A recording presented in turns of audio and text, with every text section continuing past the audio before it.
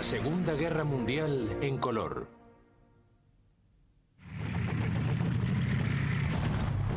Overlord.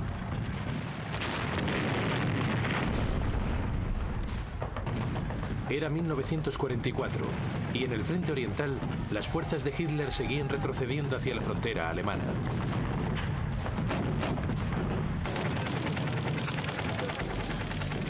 Pero Alemania estaba a punto de enfrentarse a una nueva amenaza. En el oeste, las fuerzas aliadas llevaban meses preparándose para abrir un nuevo frente en el noroeste de Francia. El adiestramiento ya había comenzado.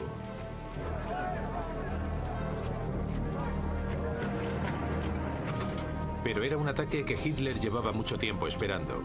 Su único problema consistía en saber cuándo y sobre todo dónde se produciría.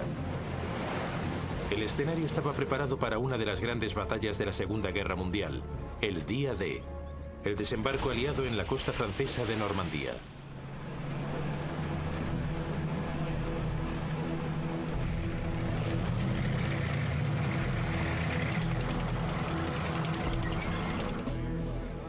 Desde los primeros años de la guerra, el primer ministro británico Winston Churchill siempre había estado seguro de que en algún momento sería necesario que los aliados invadiesen Europa.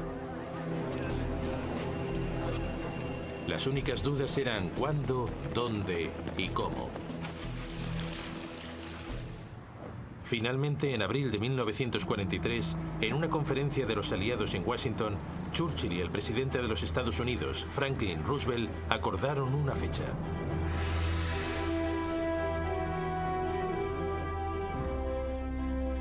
El Día D, o Operación Overlord, ya que así fue como se conoció formalmente la invasión de Francia, tendría lugar en el verano de 1944.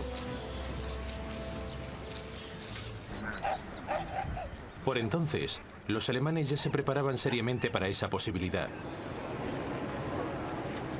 Desde el verano de 1941, habían estado construyendo el llamado Muro Atlántico.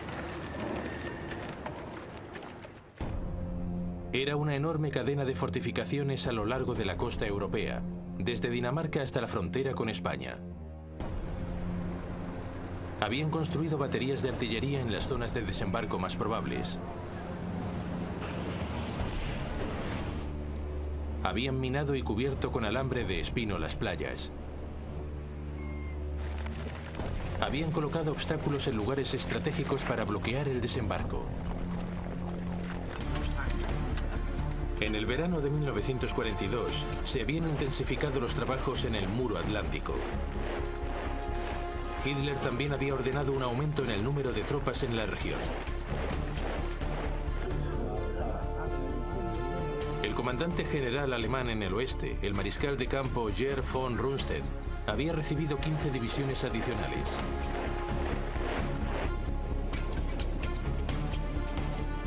Pero la costa occidental europea se extiende a lo largo de más de 3.000 kilómetros, por lo que no contaba con soldados suficientes para cubrir toda su extensión.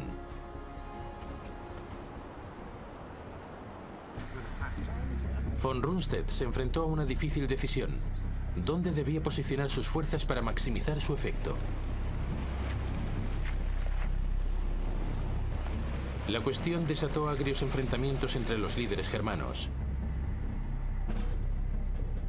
Von Rundstedt propuso mantener una importante fuerza de Panzers en reserva al noroeste de París.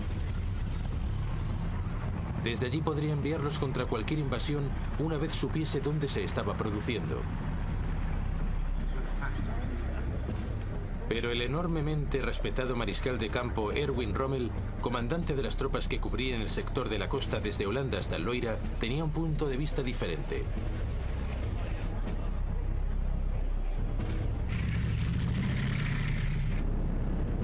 A Rommel le preocupaba el poder aéreo de los aliados. Lo había comprobado de primera mano al luchar contra los británicos en el norte de África y le había causado una profunda impresión. Temía que cualquier contraataque alemán fuese neutralizado por la aviación aliada antes de poder entrar siquiera en acción.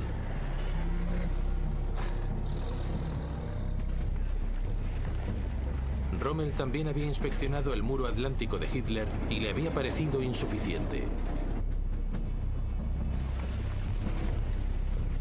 Eso le llevó a la conclusión de que el mejor lugar para posicionar los Panzers era lo más cerca posible de las zonas más probables de desembarco.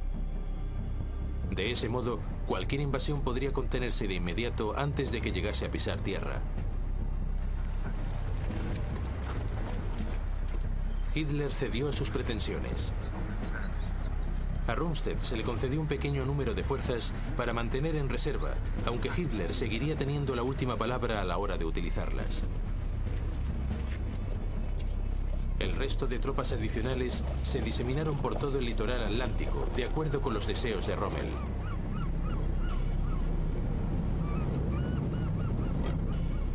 Esa acabaría siendo la peor de todas las soluciones, pues no había suficientes reservas ni suficientes tanques cerca de la costa. Pero en otoño de 1943, nada de esto podía saberse todavía.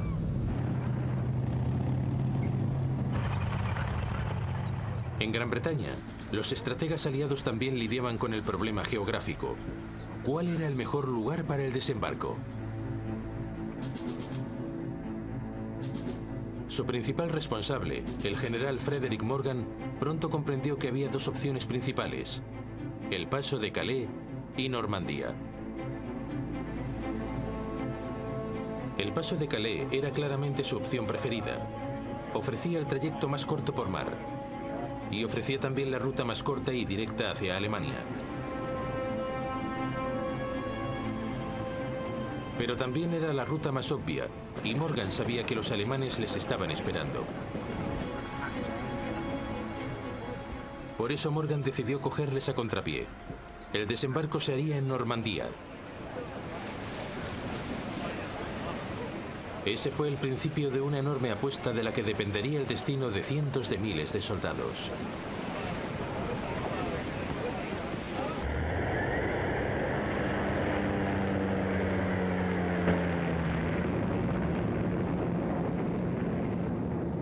En otoño de 1943, los aviones de reconocimiento fotográfico de los aliados barrieron todas las playas del norte de Francia.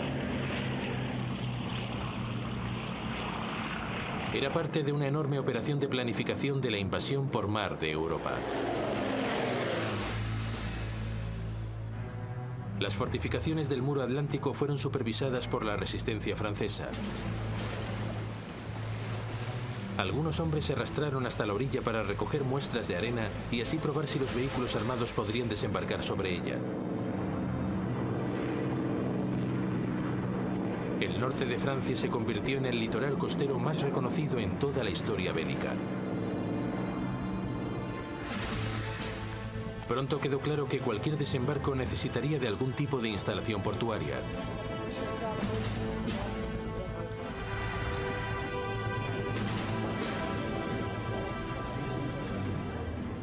Los estrategas británicos se vieron obligados a buscar una ingeniosa alternativa.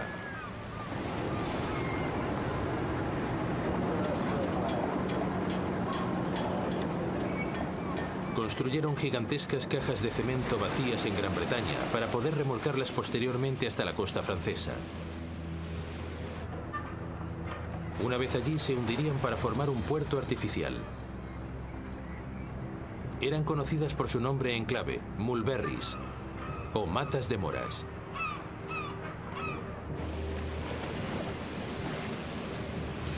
Las mulberries recibirían el suministro de combustible gracias a una tubería desenrollada sobre raíles gigantes a lo largo del lecho marino. Se extendería a lo largo de 150 kilómetros.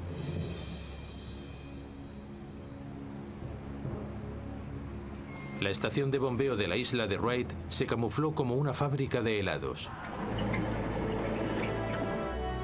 Solo quedaba un problema. ¿Cómo impedir que los alemanes llamasen a un número considerable de refuerzos antes de que los aliados pudiesen establecerse en tierra?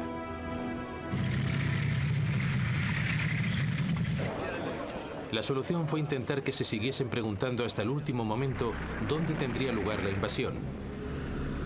La operación Guardaespaldas fue una enorme y compleja campaña de engaños. Los dobles agentes alemanes en Gran Bretaña comenzaron a enviar a Alemania una enorme cantidad de información falsa cuidadosamente coordinada. En esa información se enfatizaba que el principal desembarco se realizaría en el paso de Calais, aunque también podría haber un débil ataque en Normandía.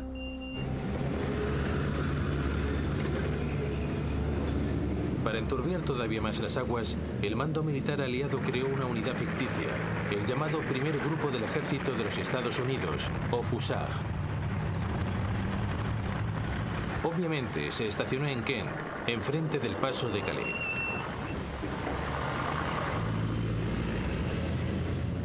Basher 5-2, this is Basher 1-1 on Alpha.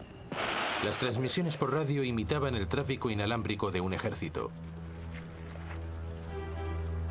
Por si acaso se producía algún reconocimiento aéreo de la Luftwaffe sobre Gran Bretaña, los campos de Kent se llenaron con tanques hinchables y con rastros falsos cuidadosamente diseñados.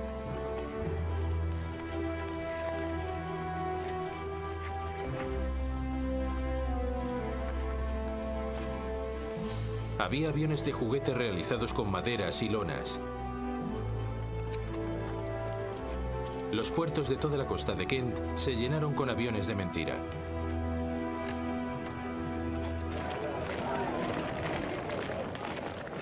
E incluso había soldados, aunque estos eran en realidad unidades de apoyo. A finales de 1943, los aliados nombraron al general estadounidense Dwight Eisenhower como comandante aliado supremo para la invasión de Europa.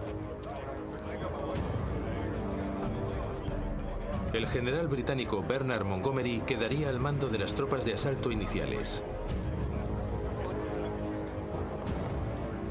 El día D se fijó para el 5 de junio de 1944.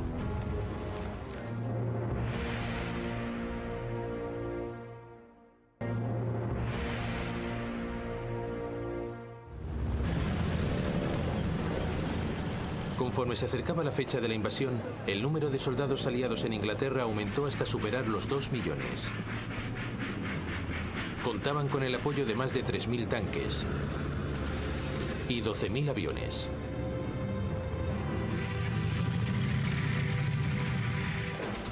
Los alemanes sabían perfectamente que la invasión era inminente, pero habían caído por completo en el engaño de los preparativos aliados en Kent y estaban convencidos de que la zona de desembarco más probable era el paso de Calais.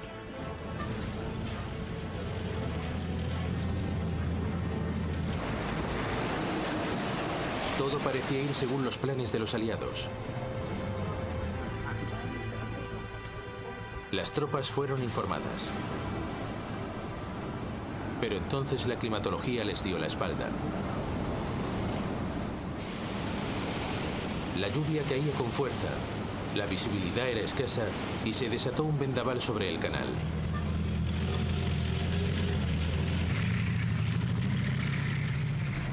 Sin embargo, el 4 de junio de 1944, las tropas de asalto subieron a bordo de sus embarcaciones y zarparon formando una armada de más de 5.000 barcos.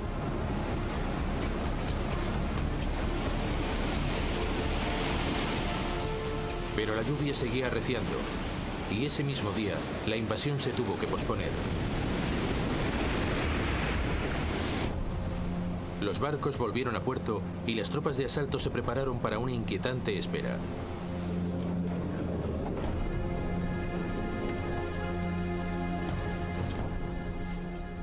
A primera hora de la mañana siguiente, los mandos militares volvieron a reunirse. Los comandantes navales estaban decididos a seguir adelante. Pero los mandos de aviación tenían sus dudas. Les preocupaba que la visibilidad fuese demasiado escasa para poder proporcionar un apoyo aéreo eficaz. Tras un largo silencio, Eisenhower miró hacia el cielo. «Vamos allá», dijo.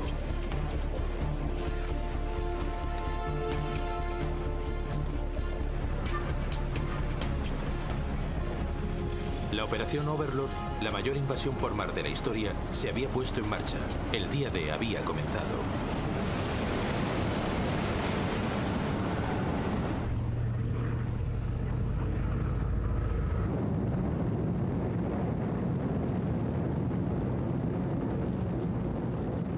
A la 1:15 de la mañana del 6 de junio de 1944, la aviación británica llegó a la costa del norte de Francia.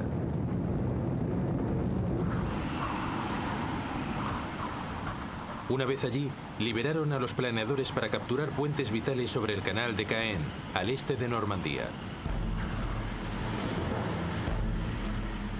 Los aliados habían puesto sobre la mesa su mayor apuesta para invadir el imperio de Hitler en Europa occidental.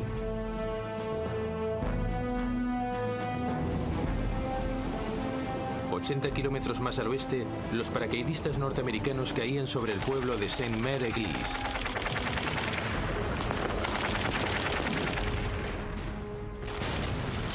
Se produjo un salvaje intercambio de fuego.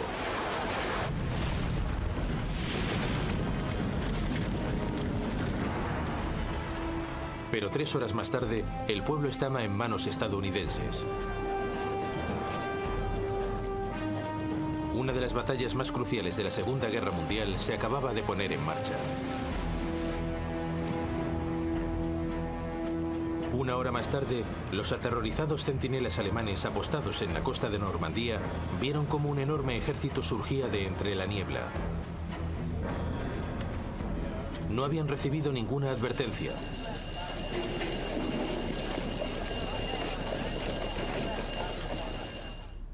La flota aliada había navegado protegida por la oscuridad.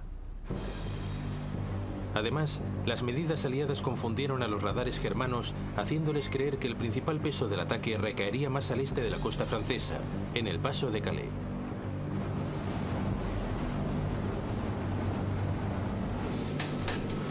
Los buques de guerra aliados comenzaron a atacar las posiciones defensivas germanas en Normandía.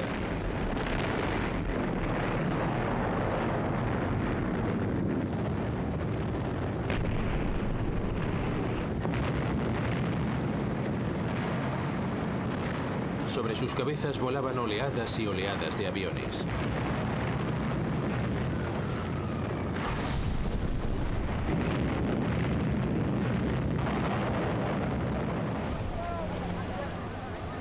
Cubiertos por los bombardeos, las tropas de asalto se lanzaron hacia la orilla.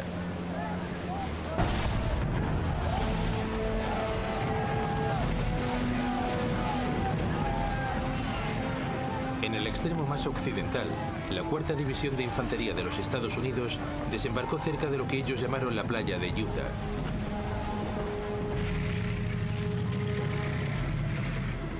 Al cabo de 2 horas, habían logrado contactar con los paracaidistas que habían aterrizado en Saint-Mère-Église.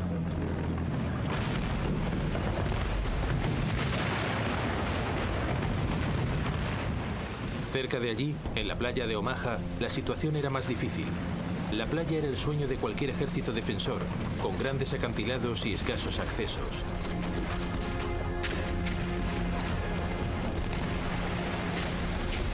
Las ametralladoras germanas acribillaron a la 1ª División de Infantería mientras se adentraba en la playa.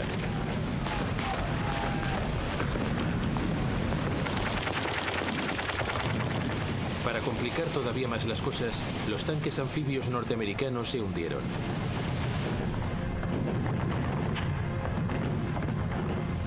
Los soldados quedaron atrapados en la playa. Se avecinaba un desastre.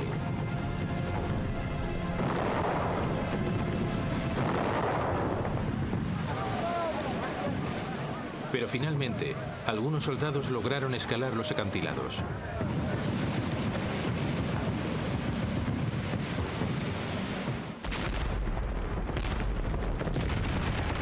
Y en contra de todas las previsiones, los soldados norteamericanos resistieron en la cabeza de playa.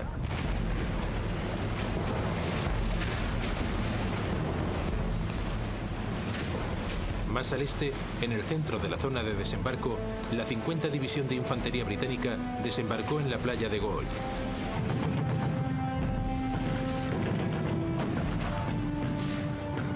También ellos se encontraron con una salvaje descarga de fuego.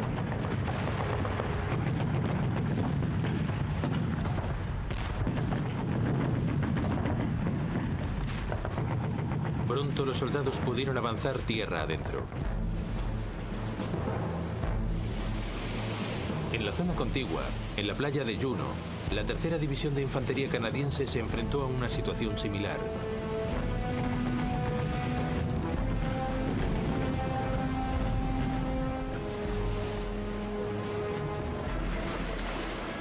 Por último, en el extremo del flanco izquierdo, en la playa de Sword, la tercera división de infantería británica se topó con escasa resistencia.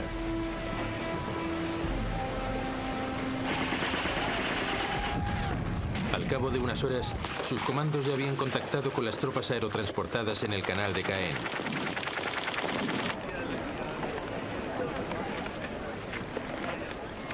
A primera hora de la tarde, los aliados habían conseguido establecerse con éxito en todas las cabezas de playa.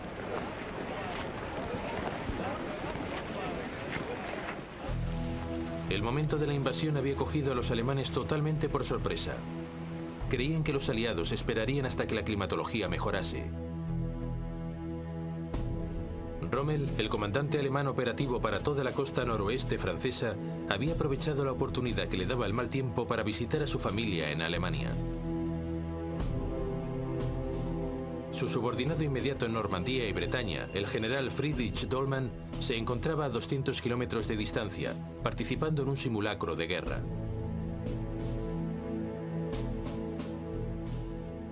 Solo el comandante alemán para el conjunto de Europa Occidental, el mariscal de campo Gerd von Rundstedt, estaba en su cuartel general. Pero necesitaba el permiso de Hitler para enviar sus Panzers al campo de batalla. Sin embargo, Hitler estaba durmiendo y sus ayudantes no le despertaron. Hasta el mediodía el Führer no se enteró de la invasión, pero no se la tomó en serio. Seguía convencido de que el principal ataque se produciría en el paso de Calais. Creía que lo de Normandía no era más que una treta.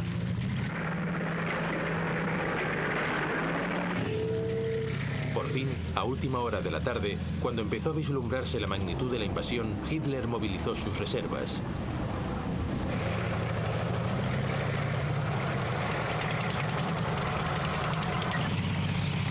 Pero estaban demasiado lejos para proporcionar un apoyo inmediato.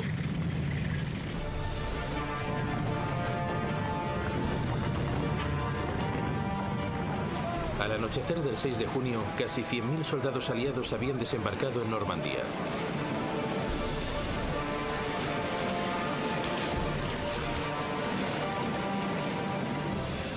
Había sido una extraordinaria hazaña en cuanto a estrategia, ingenio y valentía. El primer día de la gran apuesta aliada había dado sus frutos. Pero era solo el principio. Ahora tenían que asentarse, fortalecerse y avanzar a través de Europa.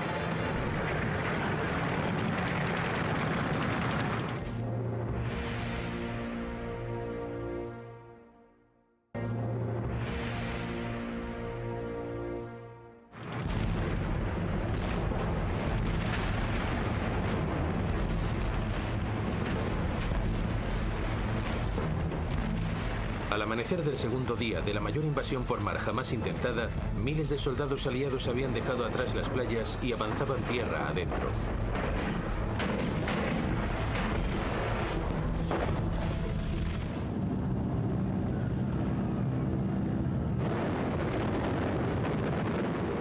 La Fuerza Aérea Aliada les ofreció un apoyo crucial.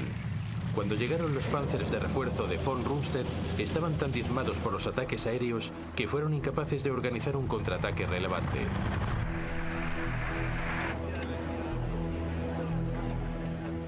Los refuerzos alemanes también se vieron obstaculizados por los combatientes de la resistencia francesa que operaban detrás de las líneas enemigas.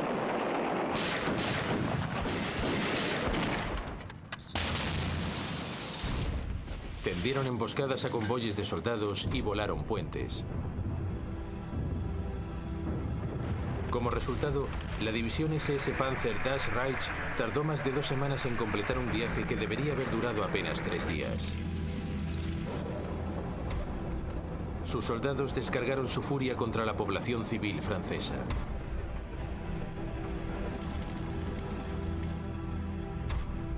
El pueblo de Oradour-sur-Glane y sus 642 habitantes fueron eliminados.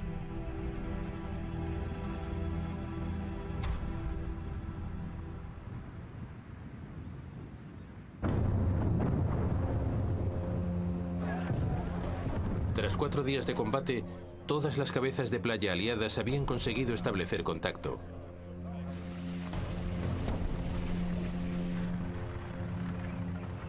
Pero solo habían logrado penetrar 15 kilómetros tierra adentro.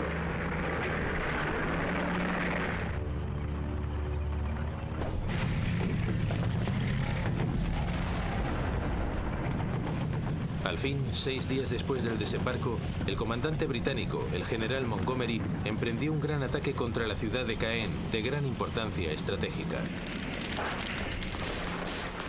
La 7ª División Armada Británica, las Ratas del Desierto, avanzaron hacia ella.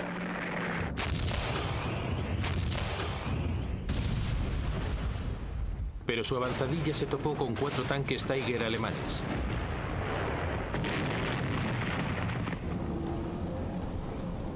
Los tanques Sherman de los aliados eran muy inferiores. Su artillería no tenía alcance suficiente y sus proyectiles no podían penetrar los blindados alemanes. Y eran especialmente vulnerables porque muchos se alimentaban con gasolina y podían arder en llamas si les alcanzaba un proyectil. Los alemanes apodaron al tanque Sherman el Ronson en honor a los encendedores o el Tommy Cooker en honor a las cocinas de campaña. En menos de 5 minutos, más de 10 tanques británicos fueron destruidos. El ataque contra Caen se detuvo.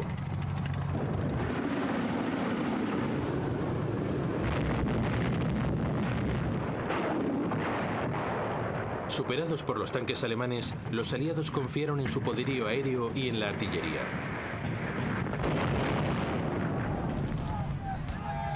Pero no fue suficiente.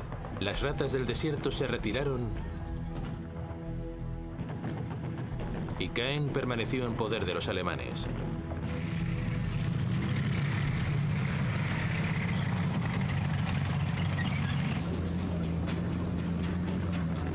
Mientras tanto, más al oeste, las fuerzas estadounidenses avanzaban hasta el igualmente importante puerto de Cherbourg.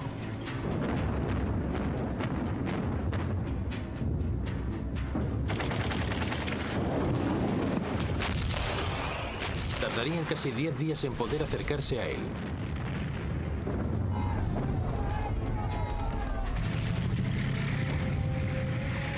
La climatología no les ayudó.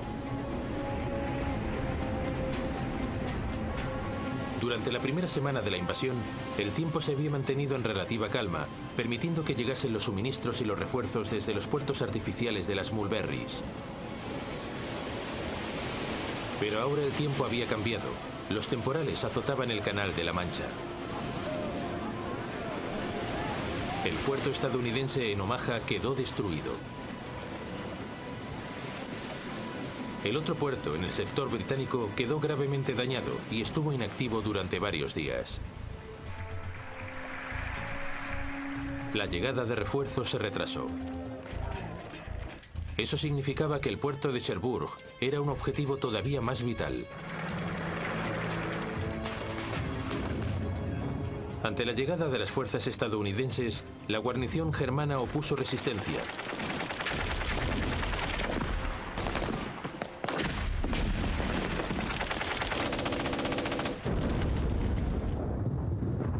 Se desató un feroz combate casa a casa.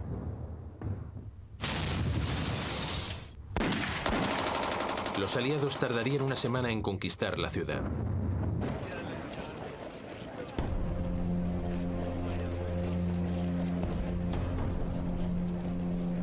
Pero los alemanes destrozaron el puerto en su huida. Haría falta otro mes para volver a ponerlo en funcionamiento.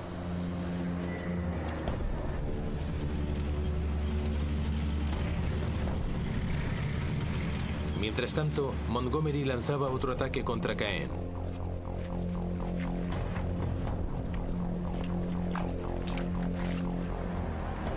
Pero las tormentas habían convertido los campos en un mar de barro y las nubes bajas hacían imposible la ayuda aérea.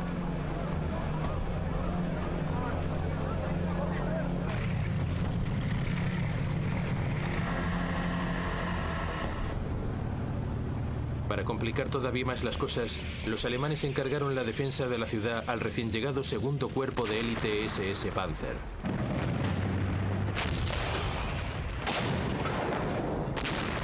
Tras 4 días, los británicos se vieron de nuevo obligados a detenerse.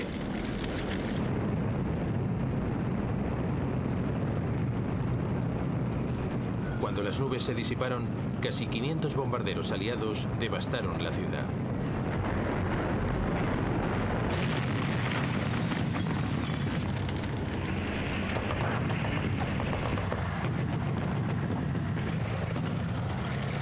Las tropas británicas abrieron paso a través de los barrios del norte. Pero las ruinas constituían posiciones defensivas ideales para los alemanes.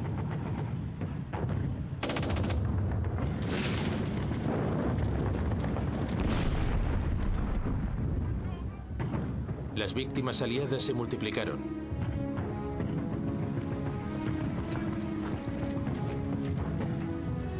Tras 48 horas, el ataque fue suspendido una vez más.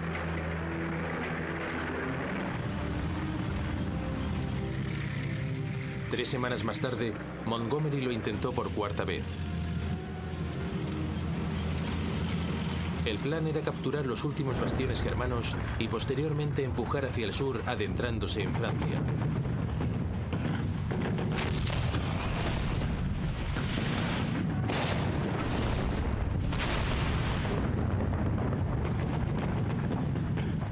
Tras 2 días más de combates, la ciudad fue finalmente conquistada.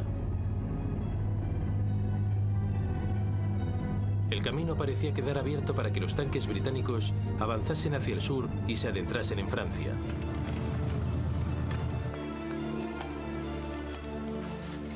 Pero los alemanes todavía les esperaban con su enorme fuerza de Panzers.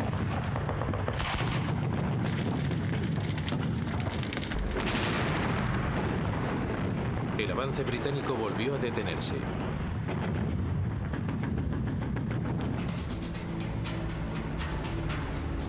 En el oeste, sin embargo, los americanos lo tenían más fácil. Los combates en torno a Caen habían absorbido la mayor parte de soldados alemanes. Mientras las fuerzas norteamericanas se preparaban para atravesar Francia, apenas se enfrentaron a una escasa resistencia. Todo estaba listo para que las fuerzas aliadas pudiesen por fin penetrar en Francia.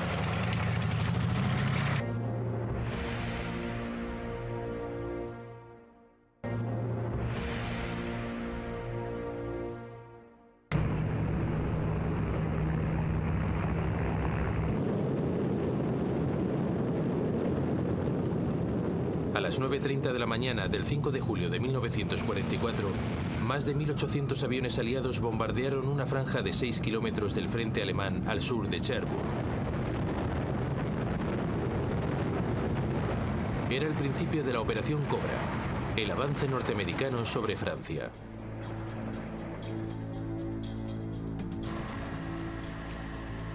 Los defensores germanos se quedaron boquiabiertos ante la magnitud del ataque. Aunque lo mismo le pasó a algunos de los soldados norteamericanos. El plan era que los bombarderos volasen desde el este, en paralelo a la línea de frente estadounidense, para minimizar el riesgo de bombardear a las tropas norteamericanas. Pero la mayor parte de la aviación acabó encima de las líneas norteamericanas. Las bombas se quedaron cortas. Como resultado, murieron más de 100 soldados estadounidenses.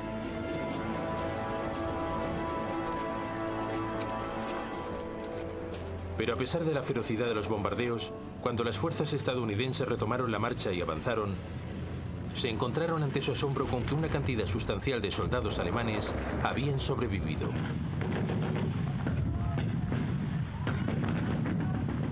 Los supervivientes opusieron una pertinaz resistencia.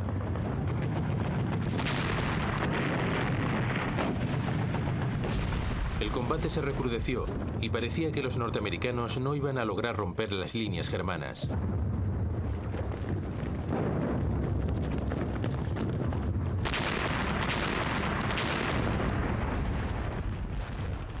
Pero entonces las defensas alemanas se resquebrajaron.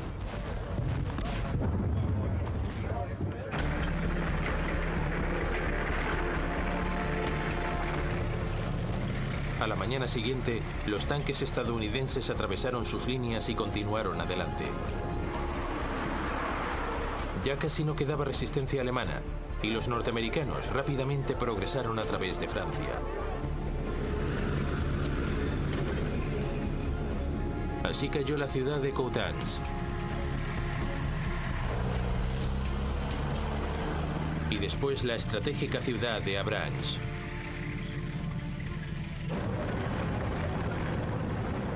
A medida que los aliados proseguían su avance, contaban con la ayuda de la confusión entre el alto mando alemán. A principios de julio, 3 semanas después del desembarco, Hitler despidió al comandante en jefe alemán, el mariscal de campo Gerd von Rundstedt, por derrotismo. Von Rundstedt no había hecho ningún esfuerzo por ocultar su convencimiento de que Alemania se enfrentaba a una guerra que no podía ganar. Fue sustituido por el mariscal de campo Wernher von Kluge, recién llegado del frente oriental, pero con escasos conocimientos del noroeste de Francia.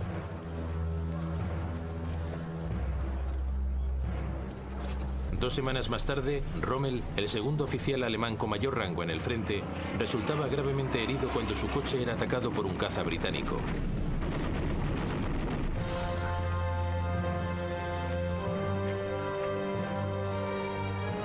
Cuando la confusión reinaba ya entre el mando alemán, se produjo un intento de asesinato contra Hitler. El 20 de julio de 1944, un aristocrático héroe de guerra desilusionado, el coronel Klaus Schenk Graf von Stauffenberg, colocó una bomba en una de las barracas del cuartel general de Hitler en Prusia Oriental.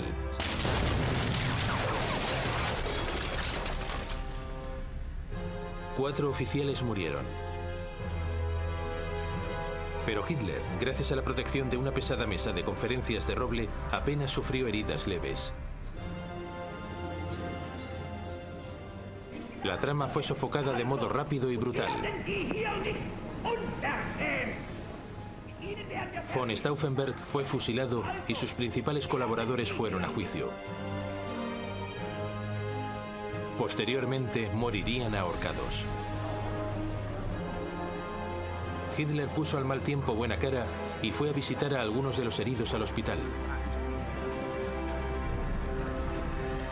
Pero aquello acentuó todavía más su desconfianza en sus principales mandos. Por ello, y a pesar de sus numerosos errores en el pasado, exigió un mayor control sobre las decisiones en el campo de batalla.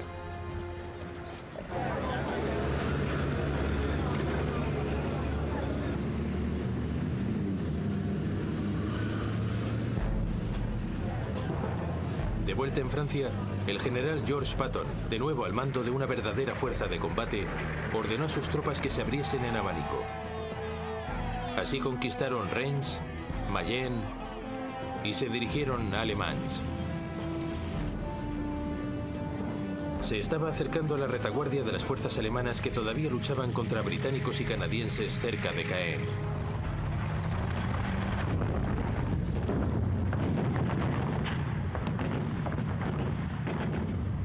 Los americanos al sur y los británicos al norte, parecía que las fuerzas alemanas en Normandía estaban rodeadas.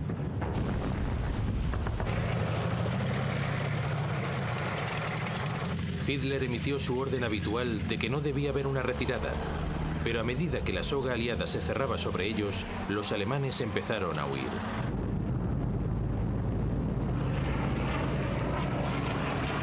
En su retirada fueron hostigados de forma implacable por la aviación y la artillería aliada.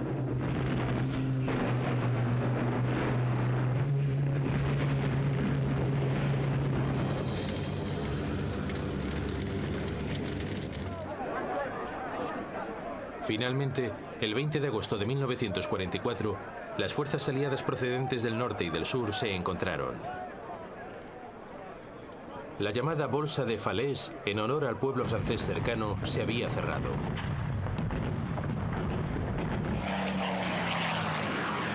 Un gran número de soldados alemanes quedaron acorralados.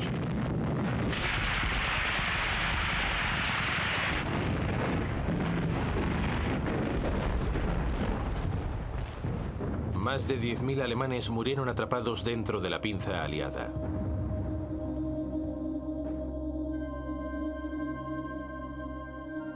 Otros 50.000 cayeron prisioneros.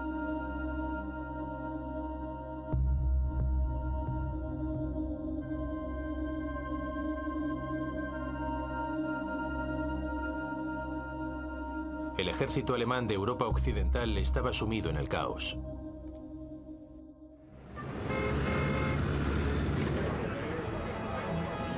Mientras tanto, mucho más al sur, en la costa mediterránea, cerca de Cannes, se producía una segunda invasión aliada por mar. Las tropas estadounidenses llegaron a la orilla prácticamente sin oposición. Contaban con la ayuda de los paracaidistas del ejército francés libre, hombres que habían huido del territorio francés ocupado por los nazis hacia Europa y el norte de África. El desembarco siempre había contado con la oposición de los británicos, que lo veían como una distracción. Pero los Estados Unidos lo consideraban como una parte esencial de la expulsión de los alemanes de Francia.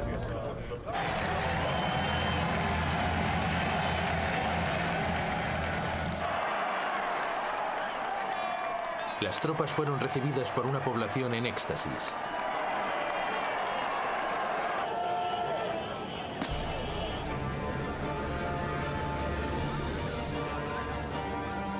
Pronto avanzaron con rapidez por el valle del Ródano.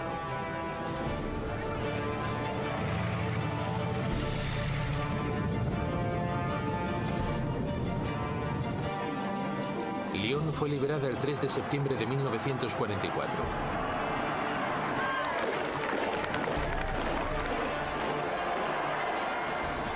10 días más tarde, alcanzaban Dijon y establecían contacto con las fuerzas de Patton que avanzaban desde el oeste de Francia.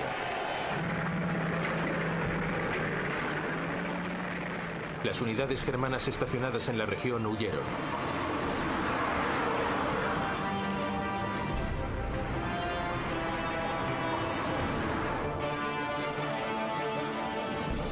En apenas 3 semanas de avance, la invasión aliada de Europa había liberado la mayor parte de Francia. Solo quedaba París, donde los combatientes de la resistencia francesa se habían sublevado ya contra la ocupación alemana.